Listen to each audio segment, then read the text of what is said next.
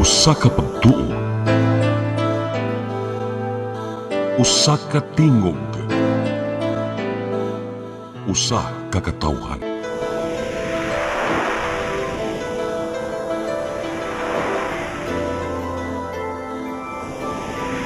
Cebu Catholic Television Network.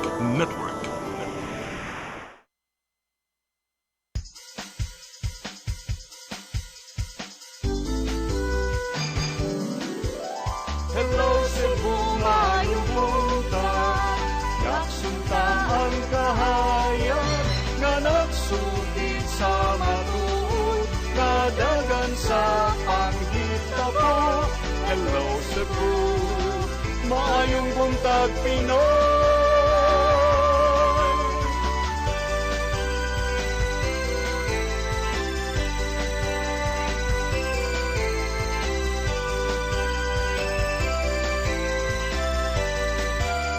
Ang katutulungan sa mga katawhan. Hello Cebu,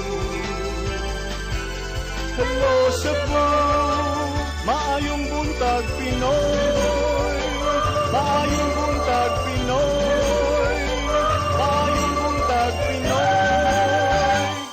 Hello Cebu, may buntag Pinoy. Adlaw karon nga Huwebes, pitsa 30 sa buwan sa Oktubre 2025. Sangan sa kong partner, Malu Inocando Tabar, ako inyong higala sa kanginan, Attorney John Destacamento. Dali mag-uban-uban na sabta og sa ka oras nga pagbinalitaay og panaghisgot sa mga dagko nga issue dinhi sa Sugbo ug sa nasod. Apan sa dili pa ato sang ipadangat kining mga dagko nga balita nga migawas sa mga pamantalaan nga lokal ug nasyonal. Atong sugdan sa Sunstar Daily.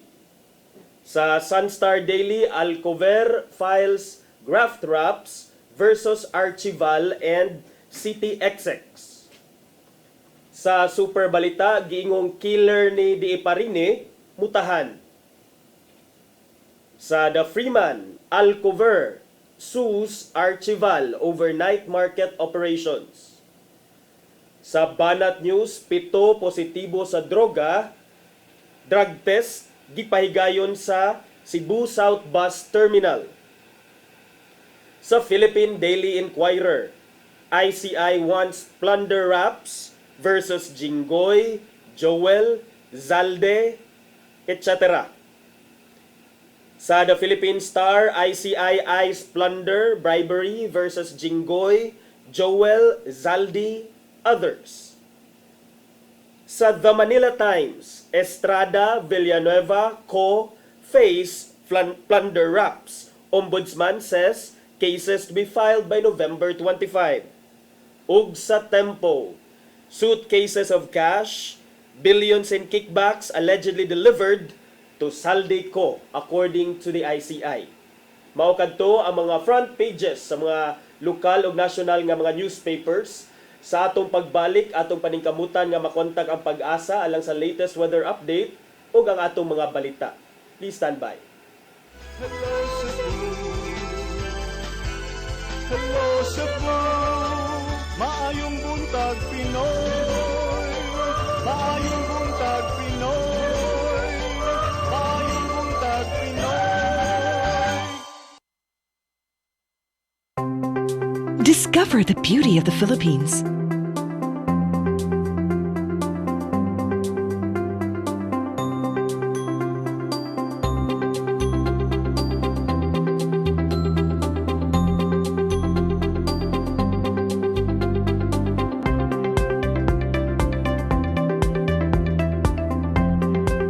With Philippine Airlines, the country's flag carrier.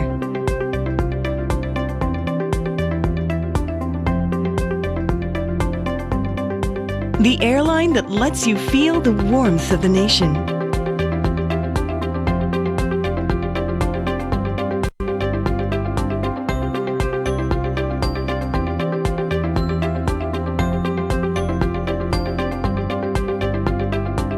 Mabuhay!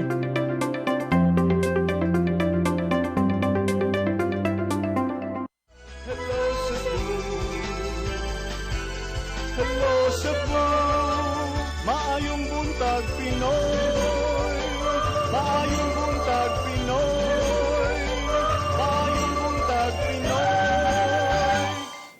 Balik sa Hello Cebu, maing buntag Pinoy ug karon atong sutaon gikan sa pag-asa kung unsa na status atong weather disturbance nga naa sa outside sa Philippine Area of Responsibility kung nakasud na ba ni sa PAR. Niya sa tong linya Sir Jomer Eclarino gikan sa Pag-asa Visayas, maing buntag Sir Jomer.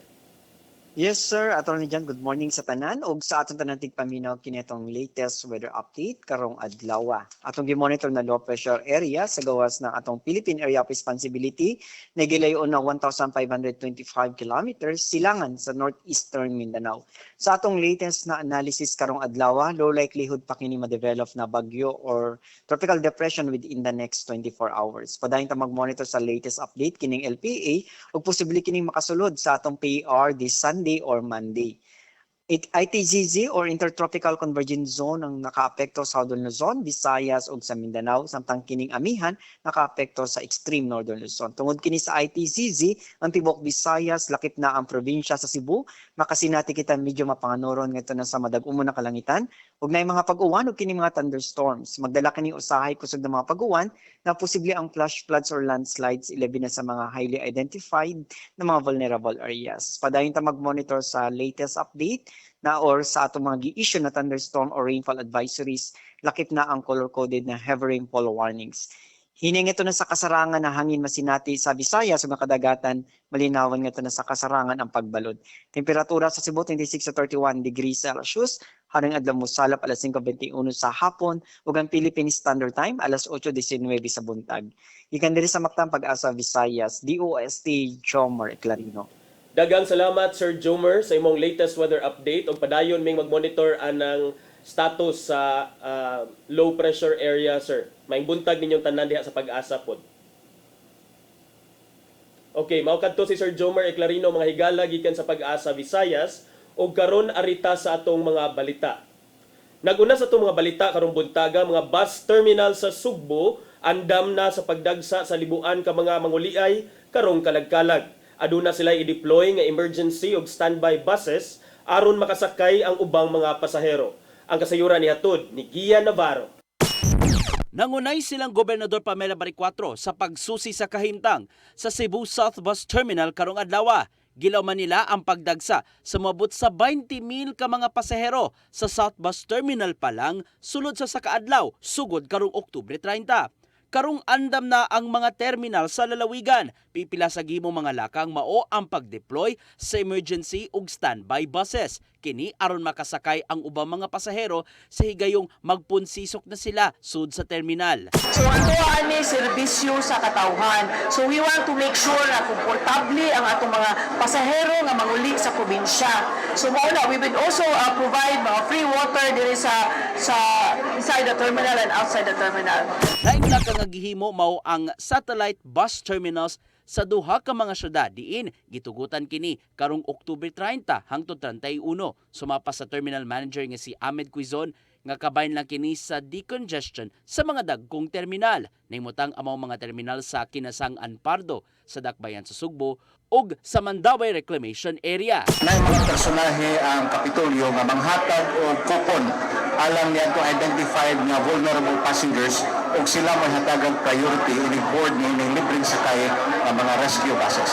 Ipaymausap ni Baricuatro nga sugod Nobyembre 2, ilibkas na ang entrance fee alang sa mga taxi units nga mosulod sa terminal. Kini aron mapaspas sa pagpasakay sa mga pasaherong nanaog gikan sa gisakyang bus. Samtang nakauyon ra si Baricuatro sa nahimong mga kalambuan sud sa South Bus Terminal. Sama na lang sa air condition nga palibot ingon man saktong agyanan alang sa mga senior citizens ug PWD.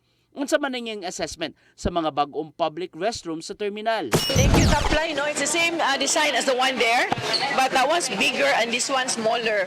Pero other than that, parihara ka ng facility and then I hope nga ma-maintain sa ato ang mga tawrag sa make sure nga ang trash makuha kay gagmay ra kayo ang trash ka ninyo.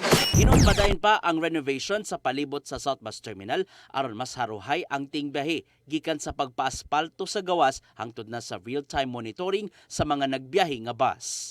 Ang next step niya na mao nga ang maong application nga makita nato ang arrival, departure or delay sa ato mga buses, ma-load na niya na nato sa ato mga cellphone aron ang mga pasahero masayo na lang nilang access ang information ug naa na ba or umaabot ba or na-delayed ba ang ilahang mga bus. Ian Navarro, CCTN News. Sa laing balita, drainage line sa merkado sa Dakbayan sa Lapu-Lapu na sutang barado sa mga basura nga mao'y gitumbok nga rason sa pagbaha dihang dapita. Hinuon kasamtangan na kining gitrabaho ubos sa pondo nga 73.5 million pesos. Ang kasayuran ni hatod ni Crystal Joy Felerca. Nagtapon og nga mga basura ilabi na gyud mga plastic water bottles ang nakita ni Congressman Junior Dahong Chan ato sa iyang pag-inspeksyon sa gitrabahong drainage project sa GY de la Serna Street, Barangay Poblasyon, Lapu-Lapu City kaganihang buntag. Ang kasamtangang gitrabaho mao ang atubangan sa barbecue station sa merkado kundiin pulihan og bago ang kasamtangang drainage system. Matod sa kongresista nga gamay ang kasamtangang drainage line ug nabarado pa tungod sa mga plastic bottles nga mohinungdan sa pagbaha sa merkado. Diin ang drainage 1960s pa ni silted na kayo, gamay pa kayo, karaan kayo kay tungod ang gigamit culvert lang, no, katong gitawag og imbornal nga gagmay. Ibutyag si Congressman Chan nga aron masolusyonan ang problema sa baha sa mong dapit, pulihan ang kasamtangang drainage line ug box type culvert. Ang maong proyekto adunay budget nga 73.5 million pesos ug proyekto kini ni Mayor Cindy Chan sa dihang siya pa ang kongresista. No, I think this is 2.2 meters ang gilap doon. So dako yung guys sa coverage sa tubig nga makabuhilo siya. This is GY de la Serna, no? All the way to Manggubat, manang skina Manggubat Street, all the way to Punta Rizal in Caltex, no? Dugang pa sa kongresista nga ang outfall sa mong drainage project nahimutang sa likod sa simbahan sa Nuestra Señora de Regla Parish National Shrine. Sigun usab niya nga gitinguhang mahuman ang atubangan sa barbecue station sa dili pa ang fiesta, ilabi na nga ubay-ubay nga mga negosyo ang maapektuhan ug galing di kini mahuman. Apan karong tuiga usab gitinguha nga mahuman ang kinatibuk ang proyekto. Sa pagkakaroon, gipangayo sa kongresista ang kooperasyon sa katawhan nga dili magpataka og labay sa ilang mga basura. The solution is to have a drainage. But dili lang kutob diha na kinanglan po ta og kooperasyon, tabang, disiplina sa mga atong mga kaigsuonan. Crystal Joy Felerca, CCTN News. Sa pagpadayon sa itong mga balita, prime suspect sa pagpusil patay kang Police Captain Joel de Eparini nga si Leonardo Manto Jr. mutahan sa iyang kaugalingon didto sa Campo Crame. Kinihuman sa iyang pagtuo nga patyon siya sa mga pulis dinhi sa Sugbo. Ang kasayuran ni hatod ni Arnold Bustamante. Mga ikong pasaylo atong pamilya sa ako ang napusilan kay ako, ma'am, sir, bisag gamay, wa gina nasud sa kung kuan nga masukol ko og gobyerno kay akong pangandoy maggobyerno ko nya wa mo human og eskwela kay pobre man me mao ako mga pag-umangkon ako mga anak pulis jud akong ipakuha di jud ko ingon nga nana ko pagkatao nga mamusil ko og kuan panginlan ko nga karon nga namusil ko ang ako napusilan. Dangay pasaylo ang prime suspect sa kamatayon ni Police Captain Joel de Parini nga si Leonardo Manto Jr. alias June atol sa exclusive interview sa DWHPRM Cebu pinaagi ni Attorney Rufil Fernandez Banyok. Gibutyag ni Manto nga wala siya masayod nga mga pulis di ay ang iyang gikaenkwentro ug kung nasayod pa lang siya dili gyud unta kadto mahitabo tungod kay dako kayo ang iyang respeto sa mga pulis. Diha na siya nakugang nga sa iyang pagtan-aw sa dagway sa nabatay ug bitug usab ang ilang silingan nga pulis di ay kini. Kay bawo pa lang ko mga pulis to di to mauna to kay dako kay kog respeto kay akong kurso pulis akong mga pag-umangkon akong anak pulis akong ipakuha dako kay kog respeto kay di jud ko gusto nga mutabang pamagani ko ng mga kuan manginahanglan akong tabang nga mga the uniform. O sa may kurso nimo criminology ka? Oo. Pato naman to ngagikan pa sa syudad sa Talisay yan ang ganabantayan nga diri usa ka motor nga nagsunod-sunod sa iyang sakyanan nga Mitsubishi Strada ug wala siya magtuo nga mga pulis day kadto. Gumikan ini nagduda siya nga ang mga kaliwat niadto nga kanhi kapitan sa dakbayan sa Toledo nga giposil patay sa lungsod sa Banamban ang nagsunod-sunod kaniya kay gusto nga mobaws. Nakugang nalang matod pa siya nga sa iyang pagliko paingon sa iyang balay tungod sa iyang tindahan sa sitio Balao, barangay Sulundos, Bukidnon dapit sa syudad sa Sugbo. Gipamosil na siya sa nakamotorsiklo. Wala palagi kanaog ni ambak na pag-ambak. Mao man jud nakita na ko nga armas.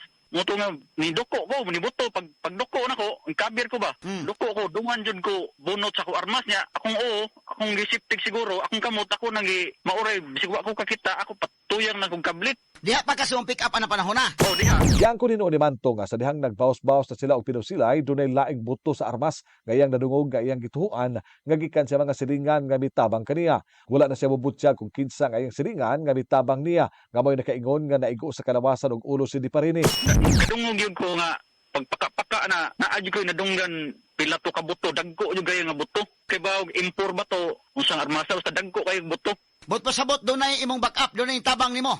Aning panahon na. Murag na ay nitabang nako, wa ko kahibaw kinsang silinganan nako, nga nitabang nako. Pero des balay ako ra mga anak na didto, wa may laing tao didto. Hugot ing nakak ni Manto nga nalabigit siya og illegal nga kalihukan sa mga usa siya ka gun for hire, gun runner ug usa siya ka hitman ang makapamatuod niini nga wala siya pending nga warrant of arrest bisan unsa nga kaso gani bag-o pa siya nakakuha og police clearance alang sa lisensya siya mga armas. Awhag niya sa kapulisan sa Dakbayan Sugbo nga may nag-imbestigar sa iyang kaso nga ang tinuod lang ang ipagawas ug dili siya himuan matud pa og bakak nga istorya. Alang niya self-defense ang iyang gihimo tungod kay siyang giunahan sa pagpusil ug igo lang siya nga mibaws. Tungod kay dunay namatay sa habig sa kapulisan, iyang gisaan nga andam niya kini nga serbisyuhan sa bilangguan.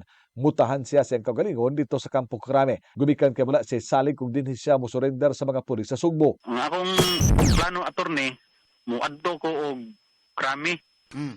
Kay adto ko mo surrender sa Krami kay kung ari ko diri sa Cebu, klaro mo kayo, buhatan sa kong senaryo nga ni sukol ko ni kung nangilog og armas, mao nga namatay ako og na ako'y kalapasan, di lang ko nila unanaon mo, bayad man ko sa ako man ang serbisyuhan. Pero nanawagan lang ko kung kinsa tong kadungog nga mga opisyal, ilan lang gyud ko sa anang legal gyud nga pag-imbestiga kan tinuod gyud nga nahitabo ba. Kay kung mamutbuta diri sa kuan nagkamatay na to, na may Ginoo ning tanaw, kinsay nagbuhat og tinuod og dili. Una nang imitahan siyang kaugalingon ang iyang igagaw nga si John Gukong Manto kang konsyal Dave Tumulak sa Dakbayan Sugbo kag gitudlo nga usa sa mga kauban ni Leonardo Manto nga naghimo sa krimen. Si John uban sa lain pa nga mga personalidad sa barangay Sudlundos ang nana sa kustodiya sa kapulisan ug gipaubos na sa investigasyon. Arnold Bustamante, CCTV News. Sa laing balita, Gobernador Pamela Baricuatro nitataw nga walay labot ang politika sa pagtudlo kaniya isip chairperson sa Regional Development Council 7. Mismong si Presidente Bongbong Marcos ang ni-appoint kang Baricuatro sa maong posisyon. Ang kasayuran nihatod ni Gian Navarro. Human nagkadawat sa maayong balita gikan sa Malacañang. Gitataw ni Gobernador Pamela Baricuatro nga trabaho lang gyud og walay sagol nga pamulitika ang bag-ong katungdanan isip chairperson sa Regional Development Council 7. Mismong si Presidente Ferdinand Bongbong Marcos Jr. ang nagtudlo kang Baricuatro aron panguluhan ng RDC 7 hangtod sa 2028. Sukad natong tingkampanya, nagpasakop si Baricuatro sa PDP laban o gipaluyuhan sa mga Duterte ang iyang kandidatura sa pagkagobernador. Bisan pa man og dili ka aliado ang nag-appoint kaniya, gihangop gihapon kini sa gobernador aron matuman ang tumong sa RDC 7 nga mao ang pagpalambo pa sa rehiyon ug sa katawahan. Although I welcome it, no, and I'm deeply honored and grateful for the trust that has been bestowed on me by the administration, by the President, Ferdinand Bongbong Marcos, Secretary Bersamin, and of course the DepEd family. May numduman sa ilang General Assembly meeting natong Agosto, nagdumili si Baricuatro sa nominasyon aron maymong chairperson sa RDC 7. Gitugyan na lang kini ngadto nilang Cebu City Mayor Nestor Arceval ug Bohol Governor Erico Aris Omentado. Apan nakita sa opisyal nga niresulta na gyud ang daling pagresponde sa Kapitolyo sa Sugbo ato sa pag-igo sa magnitude 6.10 nga linog sa norte. I think the President got a lot of our feedback from the secretaries who work with us closely. So I think that must be it, must be the way we run the Capitol. Malambigit mismo si Bari 4 sa mga plano o mga proposals alang sa mga proyektong himuon sa Central Visayas. Dadon niya nga to sa RDC 7 ang transparent ug mayong panggoberno sa probinsya aron hayan mo lambo pa ang Sugbo ug Bohol sa umaabot. I'm really committed to bring big projects to Cebu. And the same kind, sa akong gidala sa Kapitolyo, ang governance that listens, na integrity ug transparency. Gihangop ni Department of Economy, Planning and Development 7 kun DepDev 7 Director Jennifer Britania ang pagtudlo ni Marcos Jr. kang Bari 4. Pinasubay kini sa gilaumang collaboration tali sa Sugbo ug Bohol kon Sugbohol. Samtang gi-congratulate ni Aumentado si Bari 4 og nagtuo nga magpadayon ang mga nasugdan human siyang termino sa RDC 7.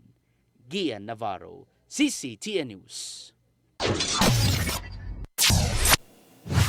Sa atong katapusang balita, Lapu-Lapu City Lone District Congressman Jonard Ahong Chan niklaro nga wala siya nangilog sa pangatungdanan sa iyang asawa isip mayor sa dakbayan sa Lapu-Lapu.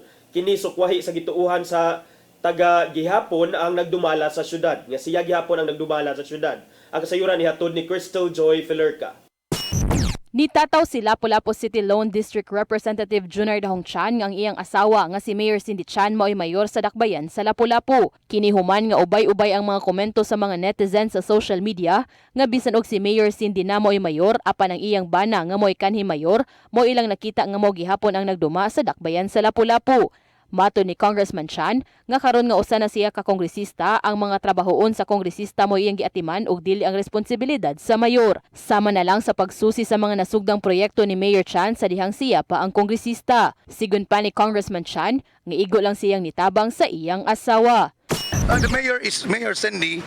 This is my work, This is my work as a congressman for the drainage, for infra projects. So man ang trabaho, baha, problema sa baha, na.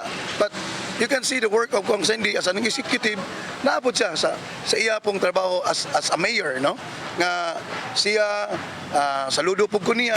Dugang pa niyang lahi-lahi man sila og estilo silang pagduma apan susama lang sila og direksyon. Usa sa iyang giklaro nga wa niya giagawan si Mayor Cindy Chan sa iyang katungod isip mayor sa dakbayan. Wa man siguro ko mo overlap sa trabaho sa mayor. Ang ako lang itabang lang jud ko, as a public servant, it is bound my duties and responsibilities being a congressman.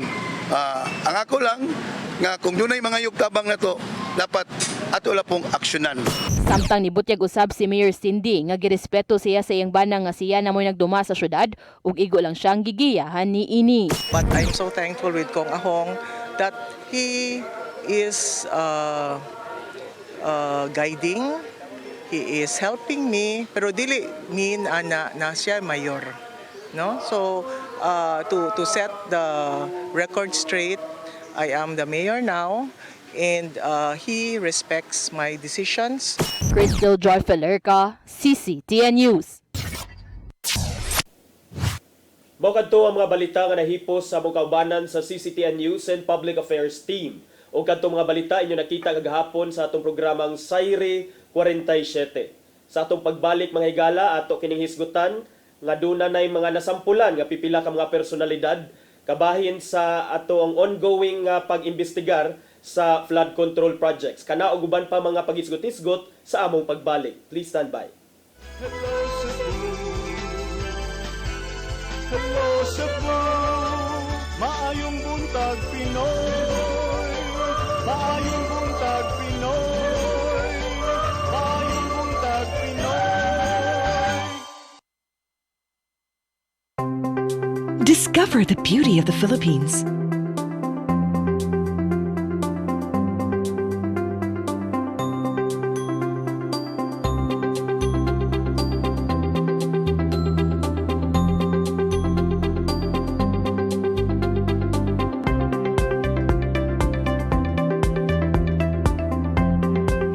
with Philippine Airlines, the country's flag carrier.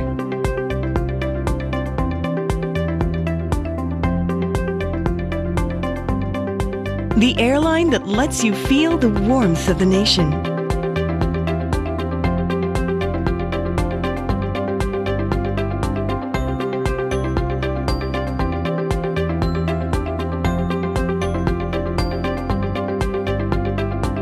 Mabuhay!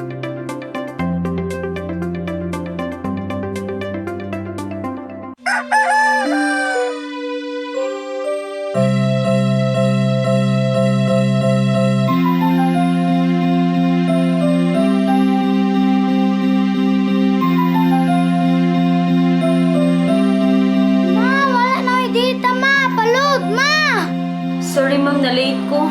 Nangita pa mong gugo para internet sa kong anak ma'am. Ay, wala na yung problema. Pag sinisibo. Sinisibo, sinisibo. For your internet connection, And for the signal of your cable TV. so fast and straight, that transmission to your phone. Sinisibo. Sinisibo, sinisibo. Offers you to have fiber optics. For your viewing experience, perfect and clear so far. So great and affordable for you to enjoy. Sinisibo. Cine Cebu Television Network Incorporated offers fiber to the home broadband internet bundled with fiber to the home cable TV connection. Cine Cebu Television Network Incorporated with its operation in Metro Cebu and the whole province of Cebu soon. And affordable for you to enjoy. Sinisibo.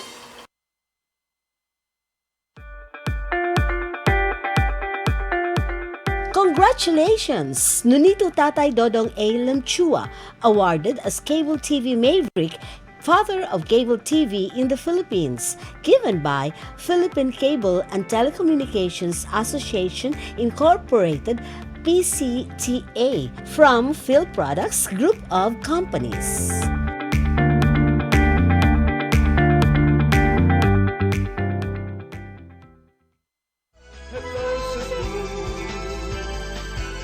Hello Cebu, maayong buntag Pinoy. Maayong buntag Pinoy. Maayong buntag Pinoy. Balik sa Hello Cebu, maing buntag Pinoy og karon sa ato mga paghisgot-hisgot mga higala. So after waiting for so long, di na nagsugod-sugod na og ang mga balita nga doon na nagyoy masampulan, doon na nagyoy mga pangan nga gipanganlan nga pasakaan og kaso kabahin aning ongoing nga pag-imbestigar sa ICI sa mga involved sa flood control scandal.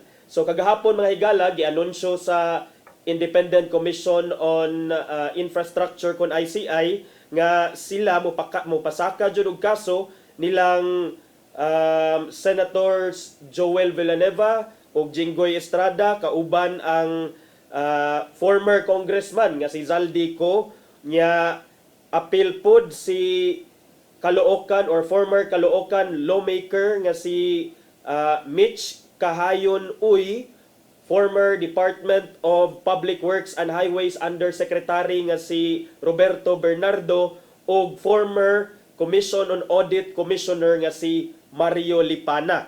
So mao nay gianunsyo kagahapon nga mirekomendar ang ICI og mga charges for plunder, charges for bribery against aning unom ka mga public officials and former public officials.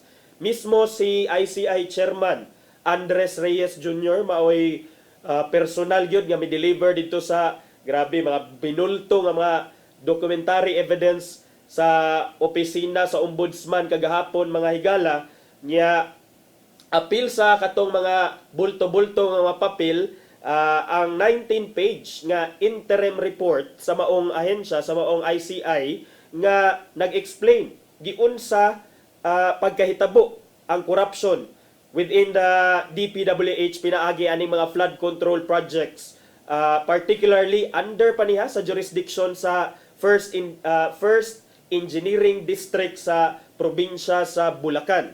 Ang ilang mga possible offenses kay sa duha ka mga mga higala, sa duha ka aside atong akong na-mention nga plunder o bribery, posible sab nga mag-atubang kining maong tawhana o direct or indirect bribery and corruption of public officials ubos sa atong revised penal code o violation sa sections 3, paragraph B and paragraph C sa Anti-Graft and Corrupt Practices Act. Matud ni Reyes mga higala nga pinaagi aning pag-file nila, kini nagpakita sa ilang commitment ngadto sa katawhang Pilipinon nga wa sila'y gipili, wa sila'y santuhon sa fight against corruption. Ang mga politiko ug mga government officials, matud pa ni Reyes, ang pangulo sa ICI, will be investigated and charged with credible evidence. Kinsa kadtong makit-an, pamatud-an nga responsable, mag-atubang og mga consequences and shall be held accountable under the rule of law, matud pa ni Reyes. Ang ICI sab, klaro ang ICI nga kining interim report is not tantamount to categorical findings of guilt because in the first place ang ICI wala siya'y power to prosecute, wala siya'y power nga to decide on these cases. Ang ilang power is to investigate. Og mo na giklaro nga kaning mga kaso iha pa na i-file sa ombudsman, ang ombudsman imbestigahan pa ni sa ombudsman. So dugay naman to niingon si Ombudsman Rimulya nga iyahang i-fast track, iyahang i-prioritize, iyahang i-expedite ning pagresolbar sa preliminary investigation alang ani mga kaso involving the flood control projects kay murag maumay init karon. So ato ning tan-awon mga higala kung matinuod ba tong gipang-ingon nga dunaon niya posible nga mag silibrar sa ilahang Pasko ug bag-ong tuig ngadto sa prisuhan.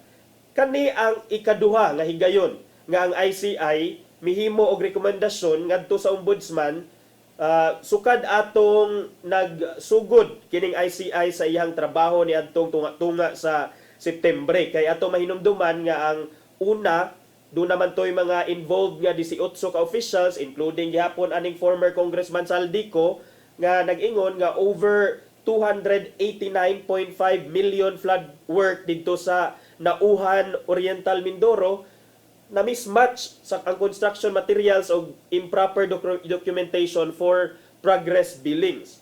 So karon amid sa pagkakuana, the public has been growing impatient kay murag pipila ni ka dili yun pila ni ka billion ang involved, billions in pesos ang involved and yet wala pa gyoy bisag usa nga nataral ngadto sa hukmanan. So this is a welcome development for me. This is a good indication nga at least bisan pa og medyo nadugay, ambot ko makaingon bata nga nadugay, but it took us 2 months or more to get us here since the SONA, kanus amang SONA was July, August, September, October, mga 3 months yun ay mga higala. 3 months after the SONA of President Bongbong Marcos where President Marcos said first revealed in a SONA kaning mga kalakaran sa DPWH nga na flood control scandal, na mga controversies, anomalya sa DPWH nga flood control projects, karon do na nagyoy mapasakaan og kaso. So far ang fact-finding body nga ICI, ang focus ani nila kay ang mga gipang-ingon nga low-hanging fruit. 421 ka suspected ghost projects where cases can be built easily. Field validators gikan sa Armed Forces of the Philippines, gikan sa puwersa sa kapulisan o gikan sa National Planning Agency sa atong nasod have been conducting usab mga technical validation over the past weeks. Nya still ang ICI would pursue everyone involved in the scandal.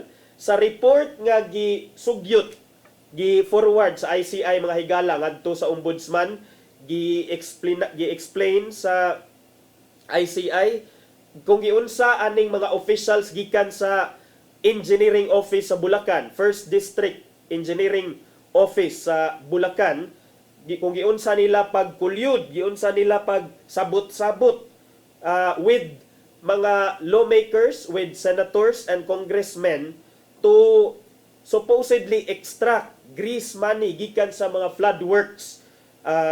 Kani ko no nga scheme, kani ko no nga racket, kani ko no nga pagpangikbak, nagsugod ko no ni adtong nagsugod ko no when kaning mga tawhana nagkita ni atong 2021. Murag kay of course kung ma-establish magkag-collusion mga higala, so dapat nimo mapakita giunsa nila pag-collude. So pag 2021 pa kuno mga higala, nagkita-kita kuno ni sila, nag-meeting.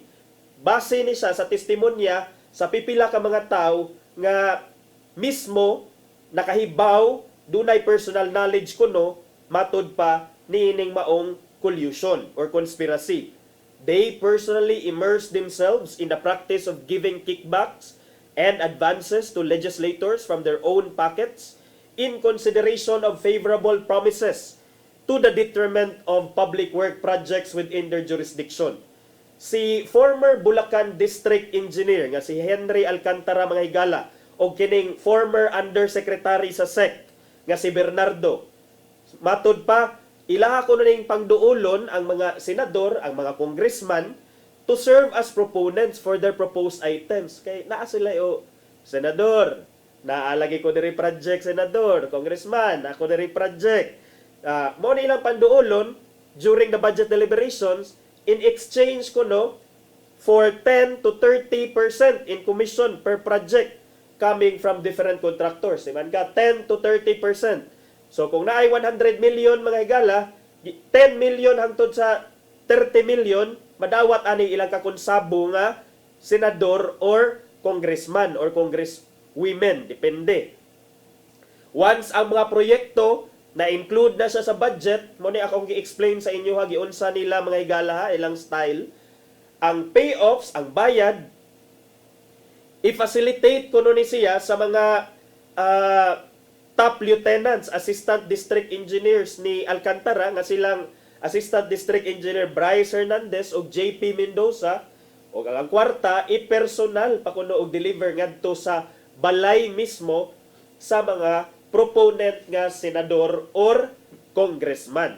Ang proponent nga congressman or senador mupahibaw dahil kang Alcantara nga siya doon na siya budget nga na-allocate for the infrastructure projects niya. From here, Alcantara will direct Hernandez to make a list of projects based on the budget that the proponent has. So, ikahuman ko no daig pahibaw mga higala nga ikahuman ko no pahibaw ngadto kang Alcantara nga okay na-allocate nga budget na-insert na dito nato sa GAA. So, gikan ana si Alcantara maghimo ko og list.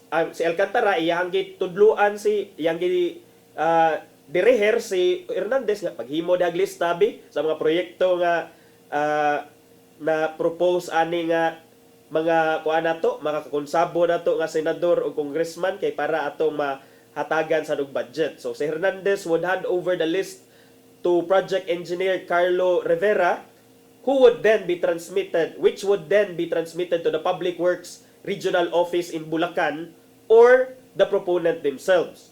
Nya igkahuman ko no anig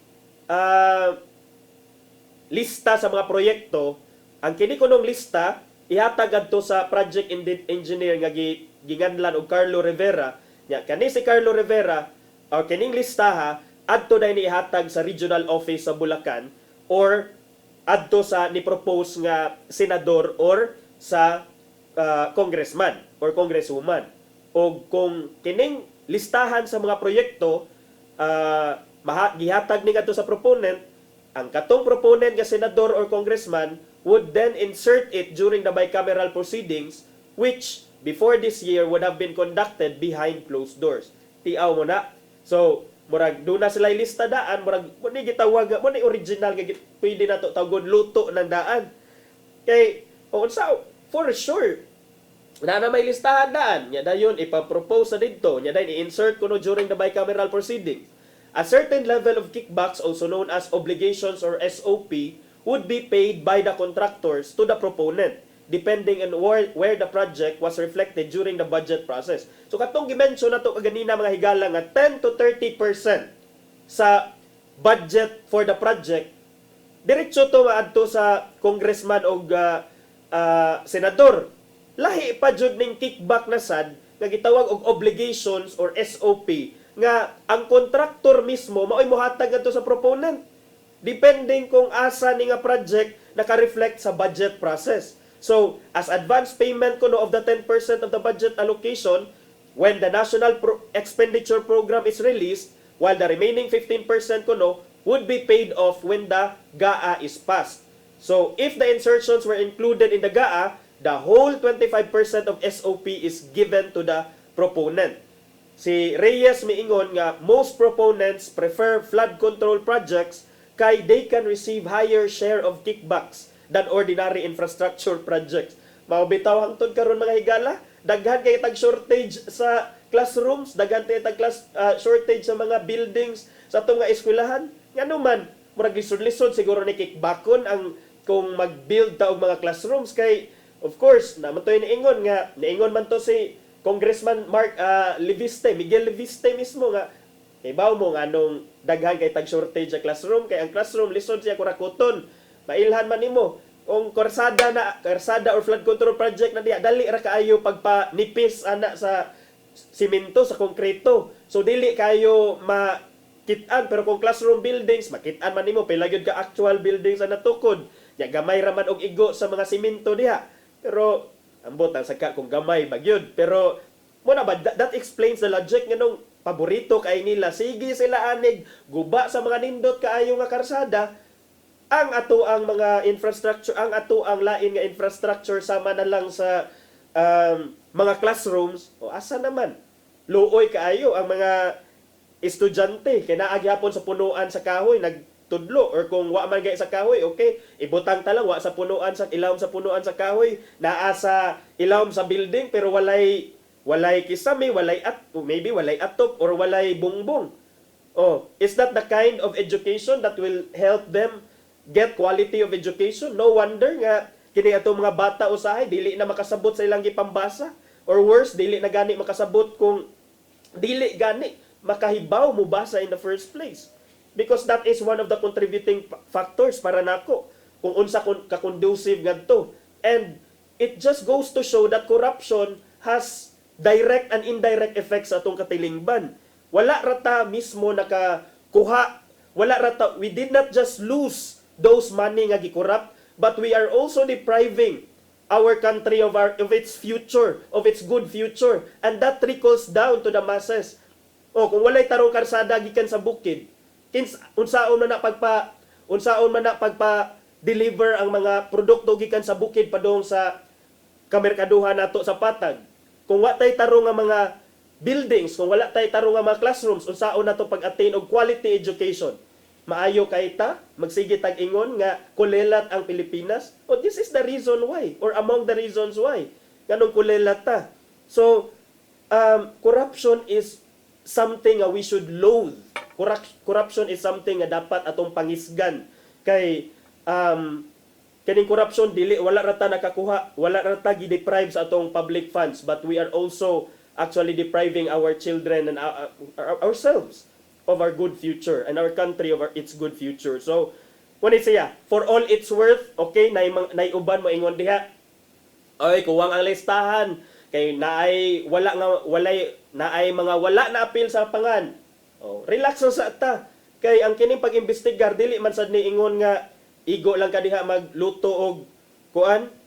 Igo lang ka magluto diha kanon, ika bukal, ika humag-ukay, humag paano, kuman na. But kining investigation kinahanglan ang imong case build up, kinahanglan ma-establish nimo ang nga naay umoy, naay bukog ang imuhang gi-investigate, or nga naay umoy ang imong kaso. Otherwise abot ana ngadto sa ombudsman. Kining ombudsman mo ingon mo basig mo ang ombudsman maka-find yung nag-probable cause kay kuan man na siya, tao man na siya sa administrasyon.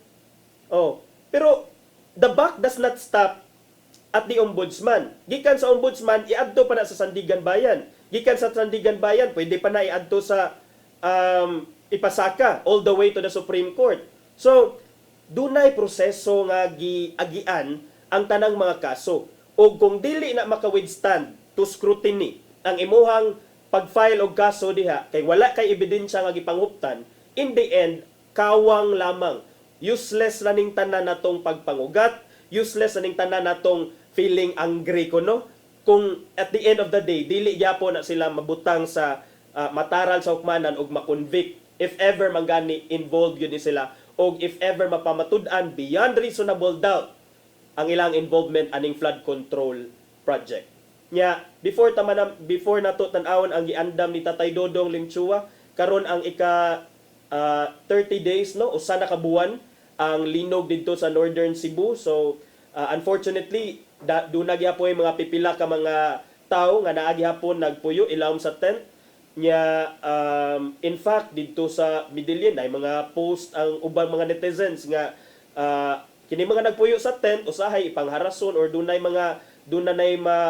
kuno dito sa Mahawak, Medellin, nakakita manggug ko og kining video nga kini mga nagpuyo sa tent usahay mga hadlok na kay duna kunoy mga kawatan nga magsigi diha og pa kuan-kuan pa ibid-ibid diha sa mga tents matagabi. So moto nagdinaganay, nagpinangitaay. I hope lang sa dili ni mo lead to violence and further crimes, but all I'm saying is that ang security sad sa mga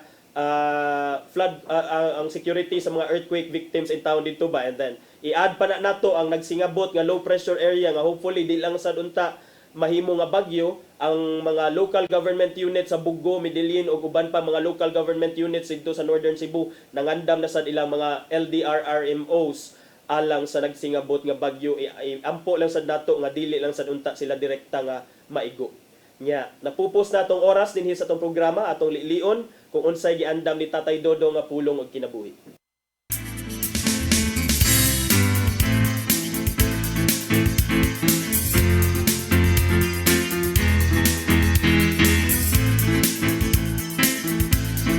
Ang pulong mo, ang diwat sa dalan ko.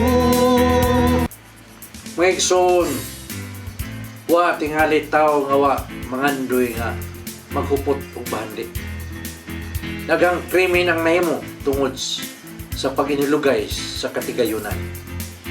Bisan ang managsuon mag-away tungod lang sa butang nga lumalabay lamang. Ang ginharian sa langit mo lamang ang butang nga maglungtad og way katapusan. Dini imong ikaplagan ang kalipay nga way sama ug ang kalinaw nga way ikatagdi. Kung ana si Jesus sa kasing-kasing sa katao, makabaton siya og grasya sa pagkakontento. O dili na siya makapangakap pa o mga pagpangita sa butang nga way bili. Kung ana kanimo ang Ginoo, wa kanay ikinanglanon pa. Siya ang muhitsas kanimo sa tanan nimong gikinanglan. O kini mo ang sikreto aron magmalipayon ka sa imong kinabuhi. Ayaw pili ang mga butang nga lumalabay lamang. Hinuon ang butang nga mulungtad. O kini imo lamang ikaplagan sa imong pagpangita kang Kristo nga mao ang bugtong bililhon nga bandi. Sa Mateo 13:44 nakaingon, ang ginharian sa langit sama sa usa ka bandi nagilubong dito sa usa ka umat. O nahitabo nga nahikalutan kini sa usa ka tawo apan iyang gilubong pag-usab. Hilabihan niyang lipaya ug tungod niini milakaw siya ug iyang gibaligya ang tanan niyang katigayunan. Ug niya mipalik siya ug iyang gipalit ang uma. Kini ang matang sa bandi angay natong tinguhaon. Mo kini ang pulong nga kahatag kanatong iya karong adlaw. Magampo kita. Salamat sa anak sa Espiritu Santo. O Jesus ko, pasayloa kami sa mga panahon nga giuna namo ang pagpangita ang mga way hinungdan nga mga butang. Pagkadaghan sa panahon nga nausik namo sa mga way hinungdan nga mga butang. Kami karon maning kamot nga mangita kanimo kutob sa among mahimo. Kay ikaw lamang ang mahinungdanon sa tanan. Ug tudloy ang among kasing-kasing nga mangandoy lamang kanimo. nga ang among bugtong bandi may lain kundi ikaw lang. Amen. Masimahan sa anak sa Espiritu Santo. Ang pulong mo, ang diwat sa dalan ko. Pulong og kinabuhi ni Tatay Dodong Limchua mo ay nagtapos sa itong tulumanon karong buntaga. Ato sa pasalamatan ang Philippine Airlines, silang Nanay Diana Limchua ug Tatay Dodong Limchua. Thank you sab sa among news manager nga si Cap Dennis Tabar, mga kaubana namo sa technical team silang Sir Robert, Miss Inday, Sir Matmat, Miss Mabel ug Miss Joanne. Niya ato mga video editor Sir Michael, Sir Rodel, Sir Raymond ug diri sa studio Sir Ferdy. Salamat.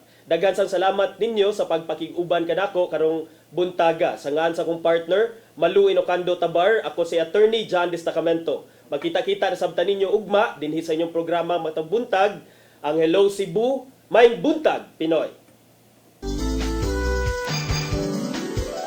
Hello Cebu.